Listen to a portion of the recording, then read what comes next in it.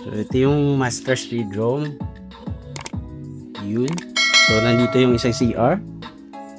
So, ganun rin yung bowl na inilagay natin o water closet.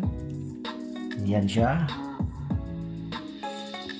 May bidet spray. Yan. At ito. So, doon sa kabila, mayroon ding under cabinet na yung laboratory. At ito mayroon din. So, kulay puti dito mga kapurman. Yung kanyang door. At ito. Yan. So, ganda mga kapurman. Nakahangyan mga kapurman. Yan yung kanyang lavabo.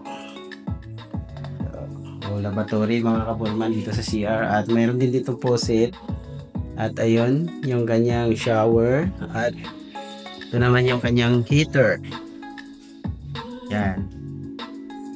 Dito mga kapurman. So, mayroong mirror. At ito yung kanyang window. Naka-owning yan.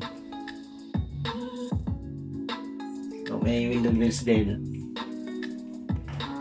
At eto, mayroon itong niche dito. So, maliit lang yung niche. So, may mga shampoo pwedeng ilagay dyan. So, mayroon itong taas na 30 cm and then 60 cm papunta doon.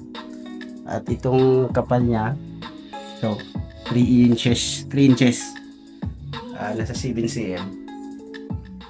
At yung beader natin, beader yung gamit natin dyan. At wala pa siyang doorknob. So, lalagyan pa yan mga kapurman. FD Construction Services.